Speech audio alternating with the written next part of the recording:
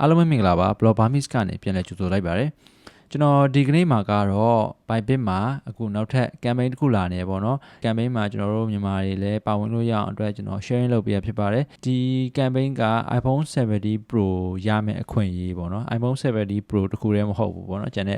ဒေါ်လာ1000အထိ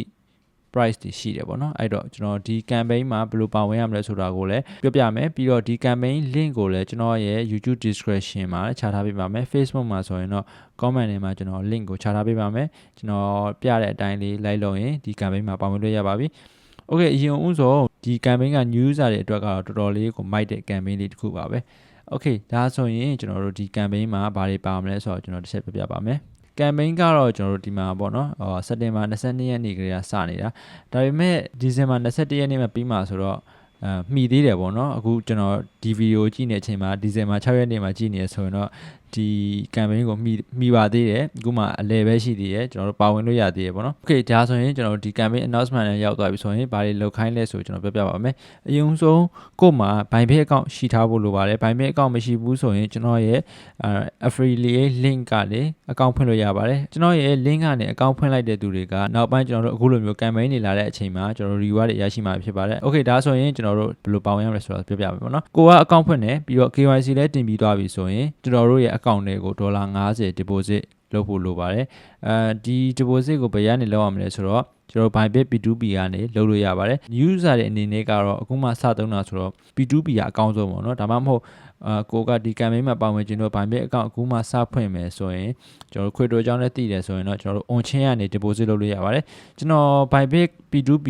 ဘယ်လိုမျိုးသုံးရလဲပြီးတော့မြန်မာငွေကနေ crypto ဘယ်လိုချင်းရလဲဆိုတာကိုလည်း description မှာ link ချထားပေးပါတယ် YouTube မှာကြည့်နေတဲ့သူတွေကအခုဒီ video ရဲ့ညာဘက်တောင်ဆုံးမှာဗီဒီယိုလေးပေါ်နေလိမ့်မယ်ပေါ့နော်အဲ့ဒါနေ click နှိပ်ပြီးတော့ Bybit P2P မှာမြန်မာငွေကနေ crypto ဘယ်လိုချင်းရလဲဆိုတော့ကျွန်တော် tutorial လေးလုပ်ပေးထားပါတယ်တွားကြည့်လို့ရပါတယ် Okay ဒါဆိုရင်ကျွန်တော်တို့ account တွေကို P2P ကနေဒေါ်လာ50 deposit လုပ်ပြီးသွားပြီဆိုရင်ကျွန်တော်တို့အတွက် lucky draw ticket တစ်စောင်ရရှိမှာဖြစ်ပါတယ်ဒီ lucky draw ticket ကိုဘယ်မှာထုတ်ရမလဲဆိုတော့ကျွန်တော်ပြီးရင်ပြောပြမယ်နော်နောက်ထပ်တစ်ခုက test 2အနေနဲ့ကဒေါ်လာ100ဆိုတော့ဆွမ်းနာကျွန်တော်ဒေါ်လာ50ထည့်ပွဲဆိုတော့နောက်ထပ်ဒေါ်လာ50ပဲထည့်ဖို့လိုတာဒီဒေါ်လာ100ဆိုတာကလည်း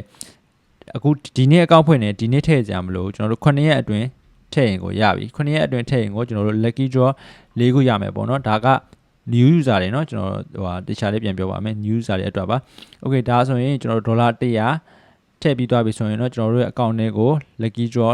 နောက်ထပ်4ကတ်ထည့်ရရှိမယ်ပေါ့နော်နောက်ဆုံးအနေနဲ့ကကျွန်တော်တို့တွေဆွမ်းနာအပေါ်မှာ100ထည့်လာရเนาะ Okay ဒါဆိုရင် test 3အနေနဲ့ကဆွမ်းနာကျွန်တော်တို့ deposit လုပ်ထားတဲ့100ကို Bybit ရဲ့ spot မှာ trade ပေးရမယ်Bybit spot မှာဒေါ်လာ100ဖို့ trade ပေးရမယ် trade တယ်ဆိုတာကလည်းအခုမှ new user တွေအနေနဲ့ကဆိုရင်ကျွန်တော်တို့ coin တွေတွားဝယ်စရာမလိုဘူးဒီဒေါ်လာ100 trade တဲ့အချိန်မှာလည်းကိုက crypto အကြောင်းသိမသိတယ်အခုဒီ campaign join လို့ဒါကျွန်တော်တို့ပတ်စံထည့်ထားတာဆိုရင်ဒီ100ကို crypto တစ်ခုခုဝယ်လိုက်ဝယ်ပြီးတော့ချက်ချင်းပြန်ရောင်းလိုက်ကျွန်တော်တို့ပေးရမှာဆိုတော့အချိန်ခဏလေးအတွင်းမှာပေါ့နော်Bybit ဘက်ကို fees လောက်ပဲပေးရလိမ့်မယ်ဒီနေရာမှာကတော့ကျွန်တော်တို့ coin တွေပါတယ်အတက်ကြကျန်းတဲ့ coin တွေတော့မလုပ်ပါနဲ့ဟိုငြိမ်တဲ့ coin တွေပဲလုပ်ပါ Okay နောက်တစ်ခု test 4အနေနဲ့ကတော့ trade on future တဲ့ဒါကကျွန်တော်တို့တွေဆွမ်းနာက spot မှာ trade တာအခုက future မှာဒေါ်လာ100ဖို့ပြန် trade ပြရမယ်ဒေါ်လာ100ဖို့ဆိုတာက future မှာဆိုရင်ကျွန်တော်တို့စားတွေနဲ့ trade လို့ရဆိုတော့အရင်ကြီးတော့ပြဿနာမရှိဘူးဒါပေမဲ့အခုမှစ trade မဲ့သူတွေအနေနဲ့ကတော့ကျွန်တော်ဒီဟာလေးကိုတိတ်ပြီးတော့မသုံးစေချင်ဘူးပေါ့နော်ဘာဖြစ်လို့လဲဆိုတော့ကျွန်တော်တို့စားတွေကိုမသုံးစေချင်တာနော်စားတွေကကျွန်တော်တို့100ကနေ1000ကနေ3သိန်းလောက်ထိလုပ်လို့ရတယ်ပေါ့နော် market ကအတက်ကျကျန်းတဲ့အခါတွေမှာဆိုကိုယ့်ရဲ့ဒေါ်လာ100ခဏလေးအတွင်းမှာတင်ကျွန်တော်တို့ပဲရောက်သွားမှမရှိပျောက်သွားမှာပေါ့နော်အဲ့တော့ကိုကနေပြီးတော့100ကိုအဝယ်ရောင်းလေးလုပ် future မှာဆိုလဲအခုကိုက lucky draw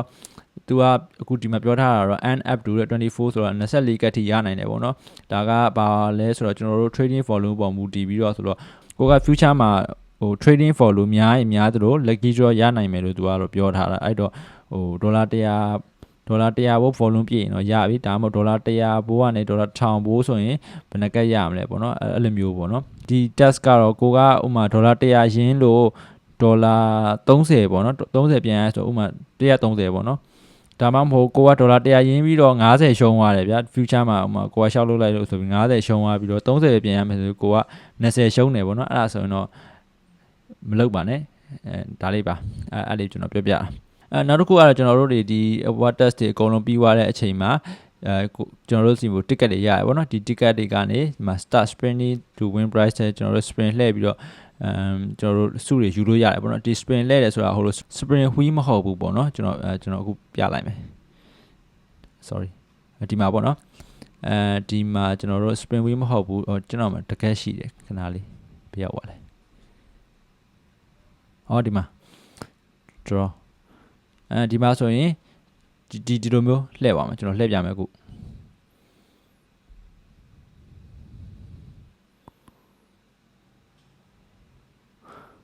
ဒါကျွန်တော်ထင်တာကျွန်တော် VPN ဖြစ်ထားလို့ထင်တယ်အခုလိုမျိုးလေးပေါ့နော်ဒါကျွန်တော်ကအခု time မှာဆိုတော့ဘိုင်ဘေးဘန်ထားတယ်လေဘိုင်ဘေးဘန်ထားတော့ကျွန်တော်ကနေလုပ်လို့မရဘူးကျွန်တော် VPN ခံမှပဲရလိမ့်မယ်အဲ့တော့ဆွမ်းနာလိုမျိုးပေါ့နော်ဆွမ်းနာလိုမျိုးလေးပုံစံလေးလှည့်သွားမှာOkay နောက်တစ်ခုက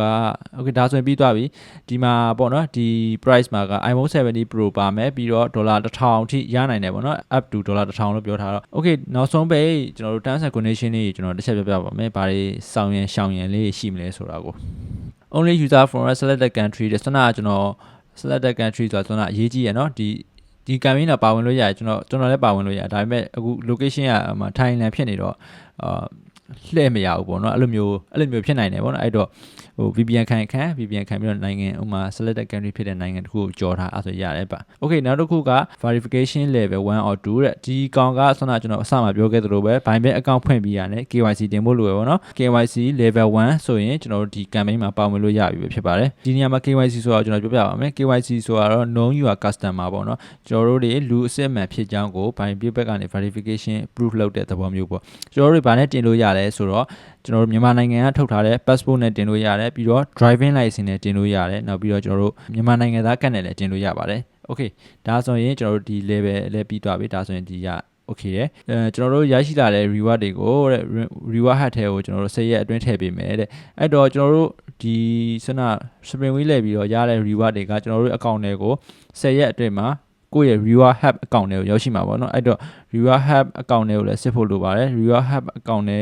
ကိုမသိဘူးဆိုရင်လည်းကျွန်တော်တို့ Telegram မှာလာမေးလို့ရပါတယ်ကျွန်တော်တို့ Blog Barmis Community Telegram မှာလာမေးလို့ရပါတယ် Okay နောက်တစ်ခုကတော့ဥပမာကျွန်တော်တို့ delivery လုပ်မဲ့ပစ္စည်းပေါ့နော်ဒီမှာဆိုရင် iPhone 70 Pro ပါတယ်ပေါ့နော်အဲ့တော့ဒီ iPhone 70 Pro ပို့လို့ရတဲ့နေရာဆိုရင်ပို့ပေးမယ်ပို့လို့မရတဲ့နေရာဖြစ်နေတယ်ဆိုရင်တော့ကိုယ့်ရဲ့ Bybit account တွေကို iPhone 70 Pro ဈေးနဲ့အညီပေါ့နော်ဥပမာ$1200ဆို$1200အဲ့လိုမျိုးကိုယ့်ရဲ့ account တွေ USDT ထည့်ပေးမယ်ပေါ့နော်ပြီးမှကိုယ့်ကို iPhone ဝယ်လဲဝယ်ကြိုက်တာဝယ်ပေါ့နော်အဲ့လိုမျိုးသဘောပေါ့ Okay နောက်ဆုံးတစ်ခုကတော့ Okay ဒါကဘာပြောထားတာလဲဆိုတော့ဒီ campaign မှာပါဝင်တဲ့သူတွေအနေနဲ့ကဥမာကိုကအကောင့်တွေအများကြီးနဲ့လူတစ်ယောက်တည်းကိုအကောင့်တွေအများကြီးဖွင့်ပြီးတော့ပါဝင်ထားတယ်ပေါ့နော်ဥမာတစ်ခု illegal နဲ့ပတ်သက်တဲ့အရာတစ်ခုလုပ်ထားတယ်ဒီ campaign ကိုရိုးသားမဟုတ်ပဲနဲ့ကလင်ကကြစ်နီးနဲ့ပါဝင်ထားတယ်ဆိုရင်တော့သူတို့ဘက်ကနေပြီးတော့ရွေးချယ်မှာမဟုတ်ဘူးပေါ့နော်အဲ့တော့ရိုးသားဖို့လိုပါတယ် Okay ဒါဆိုရင်ကျွန်တော်တို့ဒီထဲကိုသွားလိုက်မယ်ဆိုရင်ဒီမှာပေါ့နော်အများကြီးရှိတယ်ဗျကျွန်တော်က news မဟုတ်တော့ဆိုတော့iPhone 70 Pro ပေါက်တဲ့ test ကတော့မပေါ်ဘူးပေါ့နော်ဒါပေမဲ့ဒီမှာကျွန်တော်တို့ standard user တွေဥပမာ account ဖွင့်ပြီးသားသူတွေအတွက်လည်းရှိပါတယ်ဒီမှာဆိုရင် draw လုပ်မှဆိုရင် MND တွေပေါ့နော်ဒီမှာ 0.21 MND 9000 MND ထိရနိုင်တယ်ပေါ့နော်ဒီမှာပေါ့နော်လုံးဝဗလာမပါ cancel မဲပါပဲ Okay အောက်မှာဆိုတော့ကျွန်တော် BTC today တဲ့ဒါကကျွန်တော်ဆိုတော့ပြီးမှပဲလှည့်တော့မယ်ကျွန်တော် VPN ပြန်ခံအောင်မှာမလို့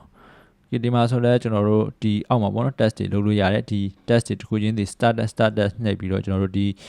lucky draw တွေမှာပါဝင်လို့ရပါတယ်ဒီ campaign လေးကတော့ဒီလောက်ပါပဲ Okay နောက်ပိုင်းမှာလည်းကျွန်တော်ဒီထက်ပိုကောင်းတဲ့ crypto code အနေနဲ့ပြန်လာခဲ့ပါမယ်ပြီးတော့ကျွန်တော်တို့ crypto အကြောင်းနားမလည်တဲ့သူတွေcrypto ကိုအခုမှစလေ့လာခြင်းတဲ့သူတွေအနေနဲ့ကလည်းကျွန်တော်တို့ရဲ့ Blog Barmis community ကို join ထားပြီးတော့